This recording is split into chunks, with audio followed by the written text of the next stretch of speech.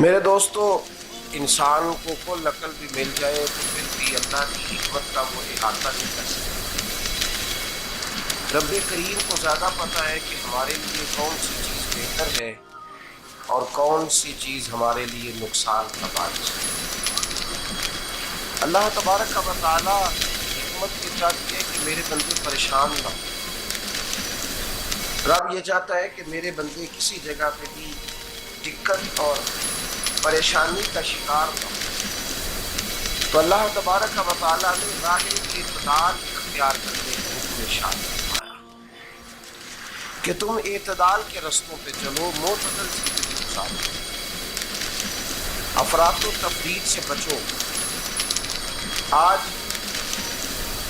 اس معاشرے میں ہم وقت گزار رہے ہیں، اس معاشرے میں ہم اس بات کو سمجھنے سے قاصر ہیں کہ اصل ہمارا مسئلہ کیا ہے۔ ہمارا اصل جو مسئلہ ہے اس کی شناخت ہمیں کیسے ہوگی اور ہم پھر اس تک رسائی کس انداز میں حاصل کر پائیں گے۔ ہم ہمیشہ اپنی آمدن بڑھانے کے چکر میں رہتے ہیں، ایک کام اور شروع کر لیں، پارٹ ٹائم جاب شروع کر لیں، سائڈ بزنس اس کا آغاز کر لیں۔ ہماری جو دوڑ لگی ہوئی ہے وہ لگی ہے کام بڑھانے، آمدن بڑھانے۔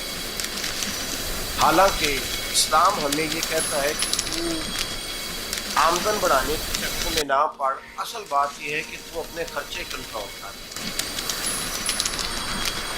تنگ انسان وہ نہیں ہوتا جس کی آمدن تھوڑی ہوتی۔ یہ توجہ کیجیے گا میری بات، یہ قیمتی بات ہے اور گفتگو ساری کا لب لباب ہے۔ تنگ بندہ وہ نہیں ہوتا جس کی آمدن تھوڑی ہوتی ہے، اصل پریشان وہ ہوتا ہے جس کے خرچے زیادہ ہوتے ہیں۔ اور ہمارا جو روز مرہ کا نقصان ہو رہا ہے وہ آمدن کے معاملات میں نہیں ہو رہا۔ بنیادی نقص جو واقعہ ہو رہا ہے وہ یہ ہے کہ ہمارے اخراجات زیادہ ہیں اور وہ اخراجات کسی اور نے نہیں بڑھائے، وہ خرچے ہم نے خود بڑھا لیے ہیں اور اب ہمیں اس کا نقصان بھگتنا پڑ رہا ہے۔ اور اگر آپ صحیح معنوں میں ٹٹولیں تو جو بہت امیر لوگ ہیں وہ تو ان خرچوں سے بچ گئے۔ میں نے بہت سارے ایسے خدمات میں شرکت کی ہے، میں بہت ساری ایسی جگہوں پہ گیا ہوں کہ جہاں لوگوں نے بڑا مختصر سا ختم دلایا ہے تو ہو گیا ختم۔ ختم کے معاملے میں کب کسی نے پابندی لگائی ہے کہ اس میں 200 آدمی شریک ہوگا تو تب یہ سالے ثواب صحیح ہو سکے گا؟ کون کہتا ہے؟ یا شادی کے موقع پر اگر سارے بہن بھائیوں کو نہ بلایا گیا تو میری شادی پایا تکمیل تک نہیں پہنچے گی، اس میں برکت نہیں ہوگی، یہ کس نے فتویٰ دیا ہے؟ معتدل زندگی کا اسلام حکم دیتا ہے۔ میں پڑھ رہا تھا کہ ایک بہت بڑا صدر ہے، غالباً سوڈان کے صدر کی بات ہو رہی تھی کہ اس نے بیٹے کی بارات لے کے گیا تو 4 لوگ گئے ہیں بارات اور 15 لوگوں کا اس نے اہتمام کیا اپنے گھر میں کھانا کھانے کا۔ تو کیا شادی ہو گئی کہ رک گئی؟ تو بھائی راگ الافتہ اس بات کا بڑی پریشانی ہے کہ سائڈ بزنس شروع کیا جائے فلان جگہ فلان جگہ فلان جگہ۔ تو اصل معاملہ یہ ہے کہ پہلے ایک بندہ کماتا ہے تو پھر بھی گھر ہی چلتا ہے، پھر بڑا بیٹا ساتھ شامل ہوتا ہے تو پھر بھی گھر ہی چلتا ہے، پھر منجلا بیٹا شامل ہوتا ہے تو پھر بھی گھر ہی چلتا ہے۔ جو رونا دادا جی رویا کرتے تھے کہ بڑی مصیبت ہے، بڑی مشکل ہے، گاؤں میں رہ کے اکیلے ہوتے تھے اور وہ 5 بچوں کو اور 4 بچیوں کو وہ پالتے تھے، تو جو وہاں پریشانی تھی وہی آج پریشانی شہر میں آ کر پڑھ لکھ کر موٹی تنخواہ لے کر وہی پریشانی ہمیں ہے۔ تو میں جس نتیجے پہ پہنچا ہوں اس کو پڑھ کے، قرآن مجید کی چند آیات کو دیکھ کر اور اس مفہوم کی جو حدیثیں خود احادیث میں پائی جاتی ہیں اور ہمارے بزرگوں نے ہمیں جو مزاج اس حوالے سے دیا ہے، میں اس نتیجے پہ پہنچا ہوں کہ مسئلہ آمدن کا نہیں، مسئلہ خرچے کا۔ ہمارے خرچے بنیادی طور پر ہیں، اور اگر پھر ہم زیادہ بوجھ خواتین پہ ڈالتے ہیں کہ وہ مطالبے زیادہ کرتی ہیں، اور اگر آپ مجھ سے پوچھیں تو خواتین کی بھی اگر کسی جگہ کوئی عادت خراب ہوتی ہے تو اس میں اصل کردار اس کا ہوتا ہے جو وہ عادت خراب ہو۔ تو क्यों अपने गले से उतार के आप किसी के गले में बात डालने के चक्कर में है? वो खवातीन की तबीयत नहीं ऐसी है। असल बात यह है कि हमने आदत डाली है, हमने ये मिजाज उनको दिया तो उनका बना है ना, कैसे बन सकता?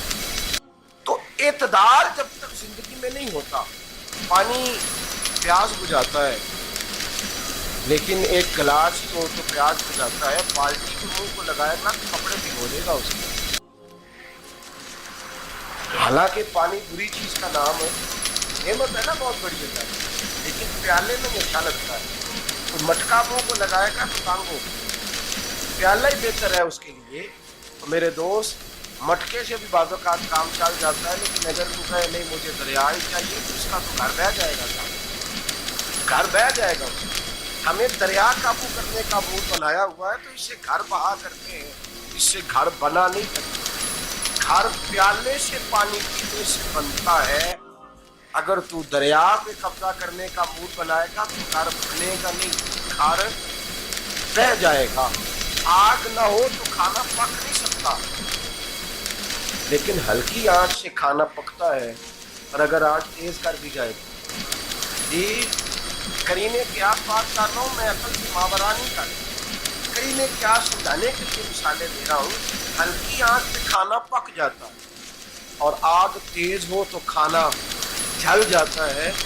खाना उतनी देरी खाने के काबिल रहता है जब तक वो हल्की आंच पे पकता है। तो जितनी मर्जी वो कहता है नहीं मेरा गुजारे नहीं, आग तेज होनी चाहिए, तो भैया जल जाएगा, जल जाएगा। हवा न मिले तो सांस नहीं आती, ठीक है?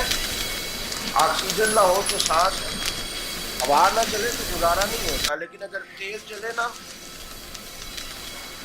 अगर तेज चले तो आंधी और तूफान बन जाए तो छतें गिरा देती, जाने ले लेती। हम हैं तूफान के चक्कर में, हम हैं दरिया के चक्कर में, हम हैं बड़े नाव के चक्कर में। दुनिया हल्की आंच कीजिए, याद रख। और एक गिलास पानी का एक ताल से मिलता रहे तो वही मिलता रहे तो वक्त कोई बेहतर है। तो पूरे दरिया पे कब्जा करने का प्रोग्राम था, बना टांग हो। और मेरे अजीज याद रख, आवाज सांस लेने के मुताबिक मिले तो कोई अच्छी है, जो सांस बंद करने पे आ जाए वो हवा अच्छी है। हमने चक्कर चला लिया है कि ज्यादा पैसा, रातों रात पैसा, लंबा पैसा, ये प्लाट भी मेरा, वो प्लाट भी मेरा, दूसरा वाला भी, गुजरात भी, दादा मूसा खा लिया, तक जहाँ भी जाऊँ